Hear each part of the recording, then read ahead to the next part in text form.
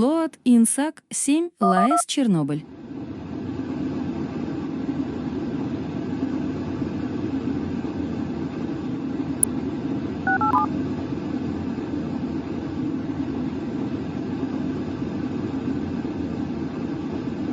Mia Loat Matrix Das Original. How discoveries in science come from challenging orthodox thinking. How speed of innovation is being enabled and threatened by the information revolution. Secret Service. This year's Nobel laureates debate the issues on Nobel Minds with me, Nick Gowing. Loat Boeing Secret Service.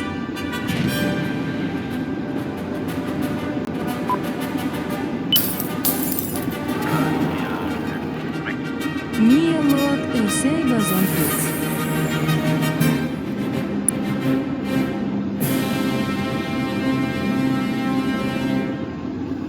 Australians Robin Warren and Barry Marshall are the medicine laureates. This is inside someone's intestine, and this is an ulcer, easily detected these days by this tube camera, an endoscope. For many years, the medical profession used to assume that people, maybe people like me, get ulcers because of stress and anxiety, too much emotional pressure. Doctors Marshall and Warren turned that conventional wisdom on its head. Against all the assumed odds, they showed that ulcers like this are caused by bacteria, infection, and once sampled by these biopsy forceps can be eliminated by antibiotics. To remove an ulcer, therefore, expensive surgery is now replaced by just a week of drugs. Roy Glauber and John Hall, both from the United States, along with Theodor Hensch from Germany, are the winners of the 2005 Nobel Prize for Physics. Roy Glauber's theoretical work on the nature of light was followed up by the others' use of lasers to measure that light with extreme precision. Richard Schrock and Robert Grubbs from the United States are two of this year's 3 chemistry Nobel laureates. They all worked on a process known as metathesis. That's the changing of places. They revealed how carbon atoms, just like dancers, change partners to form new compounds. In economics, Robert Altman from Israel and Tom Schelling from the United States are recognized for their work on game theory and incentives. It's pretty impossible to depict this on television, so both laureates will give us a taste of their distinguished work in a few minutes. Lord Shannon. Well, welcome to you all around this Nobel Minds table. Let's get a sense of the kind of challenges you've all had in producing the distinction that's recognized here. Let me go to Robin Warren and Barry Marshall first with that extraordinary way that you challenged orthodoxy on discovering what causes ulcers. Robin, you started the work. How much were you really taking on, if you like, the establishment in the medical field? Well, I'm a pathologist, and working down in the laboratory, I soon found you're a little bit separated from the clinical world, actually, sitting in the laboratory. And I was taking on the entire medical profession, actually, because of that. I saw these bacteria one day in a routine biopsy. That, just show us, I mean, this is 10,000 times bigger than the real thing. They actually looked like that. I saw a typical case of fairly severe active gastritis in my laboratory, just the routine. Lord CNN and I Total thought I saw Media. some bacteria sitting on the surface of the epithelium. And a few days later I got electron microscopy of that, and it showed quite clearly bacteria, just like this one, sitting on the surface of the epithelium. And that's where it started. So what was your instinct? You've described how you were kind of the heretics on the fringe of this world. How much did you say, I've got to now prove that what I know is correct? Well, that really started because my colleagues tried to convince me that it wasn't of any importance. The whole thing about that was, of course, that at the time, everybody thought bacteria didn't grow in the stomach, and what I was looking at was something that wasn't supposed to be there. So how did you take it forward? Here we were in the early 80s. Well, this was 79, but yeah. I took it forward by looking for more of them. I was challenged to find some more, or shut up, So, you were really told, just stop it. Well, find some more, That's what they actually challenged me to do. Prove it, in other words. Yeah, prove it. So how did you link up then with Barry? Why did you link up with Barry? Because a couple of years later, Barry came into my room and wanted to see what I was doing. And, by that time, I'd collected a whole series of these. And he was looking for a project to work on, and I was looking for a clinical helper because I wanted to get, a bit of a a leg in the Позволь дать тебе совет. recent biopsies and Ты должен увидеть это сам. So, Barry, did you realize that in joining Robin, you were taking on the medical establishment as well? Well, it was a simple thing in the beginning that Robin had seen bacteria that were not supposed to be living in acid, because acids are supposed to kill bacteria. And so we... And that's what there is inside a stomach. Клавиши Y или F9, или F11, или F12, сворачивание, разворачивание приложения ENIAC So 1986. everybody thought that the stomach was like that glass of water, perfectly clear acid inside it. Nothing could live there. But of course, Robin pointed out that these little bugs were there, which we called Helicobacter. And then when we went to the patients to see why these people were sick, we found out that nearly everybody with an ulcer had the bacteria.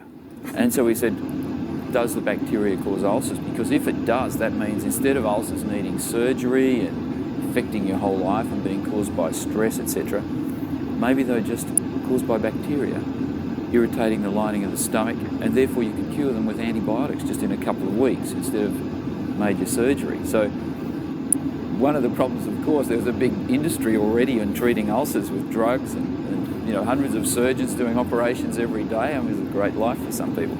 And you were about to challenge it. You were about to fight it. I mean, we were going to kill the industry. And we knew that early on, but we didn't let on. But that's why, although we were, there were a lot of skeptics and saying, it's never going to happen, it's never going to happen. We were there like quietly, we're going to show you guys. Now, you had even problems getting your research accepted for review.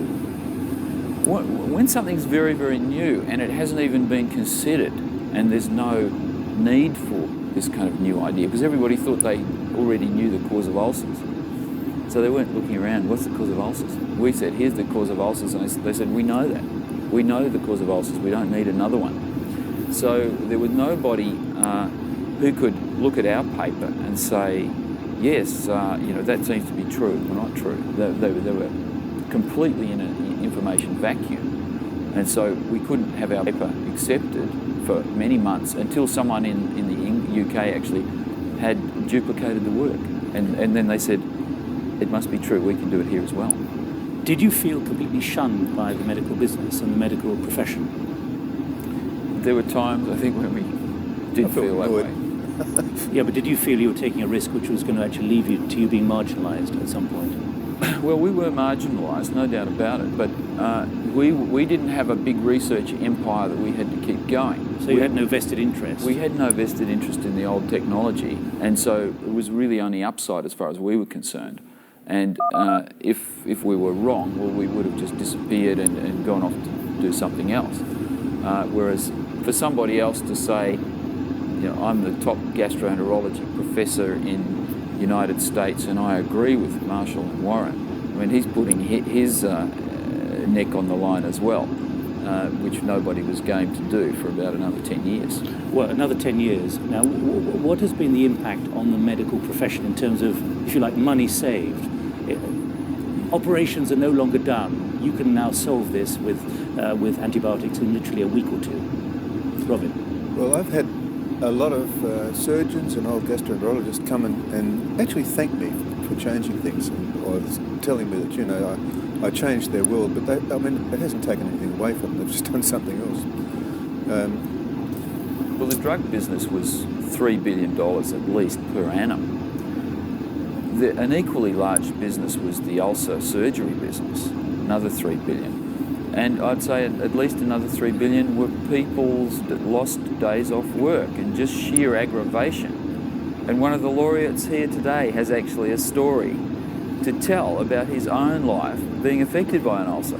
Let me introduce Tom. You have that problem. Tom Shelley, you're the laureate in economics, but your career was blighted at one point by the fact that you had ulcers and there was a particular diagnosis. I was diagnosed as psychoneurotically permanently unfit for military service because under stress I would hemorrhage and become a casualty. If you had only done this 65 years ago, I might have had a military career. And gotten killed. And possibly gotten killed. Well, but what do you think that impact would have been if you'd known that 65 years ago? Not and if it could have I been treated. not if I'd known that. If the Army, the Navy had both known it, then they could have known that with antibiotics, I could be made fit for military service. If an ulcer recurred, treat me again. But the idea was that I had neurological characteristics that meant that under stress, I would generate an ulcer. And they believed that that was the source of the ulcers. And they argued that during the great stock market crash of 1929, people with ulcers showed up all over the place because of the stress they were undergoing with the stock market crash. Let me widen this a bit, Barry, because in one of your reports you wrote, quote, a 32-year-old man, a light smoker, a social drinker, who had no known gastrointestinal disease or family history, swallowed the growth from a flourishing 3-day culture of the isolate. Now, the reason I'm saying that is, of course, you didn't identify yourself. How much ethically and morally could you get away with that now, these days, 20 years later? I don't think you could. It would be the end of your medical career. Or in other words, you didn't research declare career. that you were researching on yourself. No. We published it in the third person, but it was me drinking some bacteria. The reason I felt that I had to do it was I saw many people with duodenal ulcers who were bleeding or having their career affected, etc. And I felt that there was pressure on us to move the science forward and prove that bacteria could cause ulcers or cause stomach problems. And at that time, I was the only person in the world who was informed enough to make an informed consent to be a volunteer or guinea pig in that type of experiment. So if I'd asked an ethics committee for permission to do it, they might have said, no, you can't do it. And I would have said, well, what do you guys know? I'm going to do it anyway, and which could have caused a career problem. But these days, because of liability, insurance issues that hospitals have to worry about, they can't have investigators carrying on with their own human research, even on themselves. It's too risky. So I would have, nowadays you'd be immediately sacked if you did that kind of experiment. And we've seen what happened in South Korea recently with the professor there who had done human cloning, who had used some of his own female researchers, and that was seen as unethical these days. People would argue about it, and I would say you should talk to the researchers who volunteered and see what they say, but the thing was that they fudged the documents a little bit, I believe. Wasn't the yellow fever thing done exactly that way? A person gave himself yellow fever? It wasn't done that way. He gave it to his colleagues, not himself. To himself? Yeah. Dick Schrock, from the chemistry point of view, what's your view? I mean, we're trying to broaden this out in terms of the ethics of some of the experimentation and the kind of work that you've been doing. You have done work with Bob Grubbs about molecules and atoms, and you've got an example there. Just tell us what you've done, but then let's broaden it out into this ethical business and in the business of how you can do experimentation. Well, what we've done is we've come up with a catalyst that explained a reaction that was nearly 50 years old. Now it's 50 years old. That takes a type of bond that's found in many organic molecules, carbon-carbon double bond, and basically chops it in half. And we can demonstrate that. These are two propylene molecules, so this is a methyl group and a CH and a CH2, and these are very stable species. They'll never do anything really. You can burn them and so on, but they will not come apart. And what the catalyst that we have discovered does is it scrambles the ends. It does this sort of dance. Which ends are you talking about? One end with a methyl group on it and the other end with a CH2. And we just can take these double bonds apart like this and so that's the changing partners. Changing partners. Right. And now instead of a 3-carbon olefin, we have a 2-carbon double bond there. And he's making the 4-carbon double bond. This is called ethylene, and it's called trans-2-butene. Now, what does that mean in simple language for those who don't understand the complexities of chemistry? This dancing partners moving around, and what products you end up with? It doesn't happen normally. You need a catalyst. Yeah, and the other thing is the properties of propylene is the 3-carbon piece is very different than the 2-carbon piece and the 4-carbon piece, and it also works if you put many other big groups on here. And then when you do the change, then you go from one molecule to another very different molecule. And for example, we were just discussing the knots here. Well, we'll talk about the knot theory, the alternative knot theory in a moment. Right. But let's just stay on the chemistry. And so the thing is, we can make molecules which have those kinds of structures, which have but by using the same chemistry. Many different kinds of That's right. complicated organic molecules, polymers, fancy pharmaceuticals, all containing double bonds of some sort, and the ability to chop them and scramble them is what we can do. And in simple terms, please, John. Let me ask what happens if there would be two double bond systems in the one molecule? Well, they would each be involved in this reaction. It breaks both. In theory. In theory, yeah, or else they can make cycles. I mean, for example, one of the products that's being made now is to take seed oils. These are oils that come from corn and soybeans, and everybody knows that they're unsaturated. That's the reason they're liquids. That's what this means, unsaturated. Unsaturation, carbon double bond.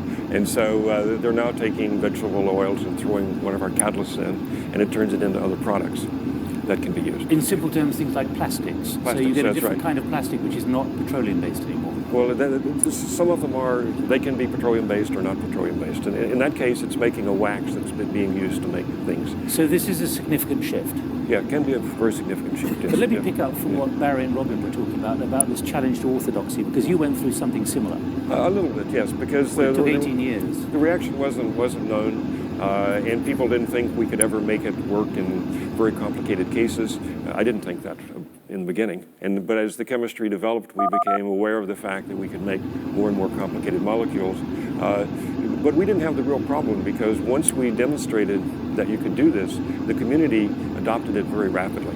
Well, you say very rapidly, but the kind of timescale you're talking about is many years, a decade or more.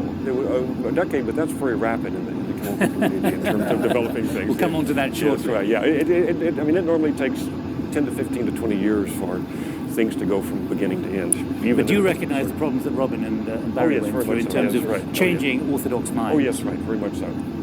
It's a similar sort of process. I mean, they say prove it. That's right. Scientists do. That's right, yeah. We say, we've discovered this, this is the structure, we think it's relevant to this reaction, and they say, well, prove it. Prove it, yeah. And then you go and try and prove it, and then you get to the next level, and then they say, well, prove that. It's a game. It goes on and on until finally everybody says, okay. Question, if I had an oil refinery and all of a sudden you were making things in a little back shed out of canola oil, it was the same thing, would the guy with the oil refinery be trying to sponsor your research, or would it be his competitor that wanted to have the new technology that's going to help you? That's who's supporting it now, are the people who are making the corn oils. Did you realize when you were doing this the number of applications which would emerge? Absolutely not. It was just, it started out just being a fascination with the reaction. And then once it's, and most of the things we do now I didn't think were possible when we started. And so as we've moved along, more and more things become possible, and that opens up more and more applications. Now, I have to say, we've even made a discovery sitting around the table as we prepared for this discussion a few minutes ago, because I want to go now to Bob Ullman, who is one of the economics laureates. And Bob, can you just explain to us your alternate knot theory? Now, many people won't understand this, but there is an important principle, and then we're going to join up and show that science is moving forward even around this table. Bob. Yeah, well, the Nobel Committee... just show us your knots there. Okay. Here we are, yes. Let me just preface this. The Nobel Committee decided on the prize for me because of my study of long-term interaction between people and other entities. And here we have an interaction between pieces of rope. Okay, yes, you've got 3 circles there of rope. We have 3 circles of rope over here, and my thesis, my doctoral thesis, more than 50 years ago, was in knot theory. It was not at all in game theory. Game theory came after my doctoral thesis. And now what the thesis was about is this kind of knot, which is called an alternating knot. You see, it's made out of 3 pieces of rope, and if you take a look at the red rope, it goes over the gray one, and then under the blue one, and then again over, and then again under, and then again over, and all of these knots, all three of these pieces of rope are that way. And it won't come apart. If you try to pull it apart, there's no way that it'll come apart. Now, if you take this one, this is also a knot. It's made out of two pieces of rope, and they go under. The black one goes under the red one, and then it goes over the red one, and then over again. So it's not alternating. It doesn't alternate. It doesn't go over, under, and it does come apart, yes? It will come apart. So a part of my thesis was that alternating knots will not come apart. And you could say that there is a lesson to be learned from this, that if you want a knot, a relationship, the word for relationship in Hebrew is the same as that for knot, kesher. It's the same word, yes? And if you want a relationship to last, then sometimes one has to be on top and sometimes the other, yes? It's not going to work if always the same one is on top, or even for too long if the same one is on top. And quickly, so that is now, yeah. So the amazing thing is that what I thought was something totally useless, and that's what attracted me to it. This is something which is very easy to state, very easy to understand. It'll go on the Nobel Minds TV show. Very easy. Anybody can understand this principle, but it's very, very difficult to prove. And I thought at the time, 50 years ago, that it's absolutely useless. Absolutely useless. And that's what made it attractive, because that's what attracts mathematicians. Now, how do you apply that to game theory? Now, 50 years later, to the day, yes, to the day, 50 years later, my grandson, Yaakov Rosen, who is in the second year of medical school, calls me up and he says, "Grandpa, can I pick your brains?" And I say, "Sure, Yaakov, what can I do for you?" He said, "We're learning knot theory in medical school." I said, "You're learning knot theory in medical school?" He said, "Yes, because sometimes the DNA gets knotted up, and that may cause problems like cancer and things like that. So we have to understand knot theory, and our professor is explaining it to us, and I don't understand what he's saying, and I don't think he understands either, and maybe you can explain it to me." So I was absolutely bowled over, because here was this pure science, absolutely pure, which attracted me because of its uselessness. And 50 years later, it's being taught in the second year of medical school. And now at this table, it turns out that they have synthesized this kind of molecule with these rings going in and out, and they have different chemical properties from this kind, which will not come apart. Yeah, maybe you want to say something. So have we built a bridge here between economics and chemistry? We'll see. Well, at least the same principles, yes. Yeah. Why does that apply to you in chemistry? In chemistry, one likes to build interesting structures and see what they will do. Yeah. And so one of my colleagues at UCLA, who I work with, has been building knots and examining these kind of structures. And he recently created exactly this structure using atoms and molecules. And so it's a molecule that we'll see what the properties are.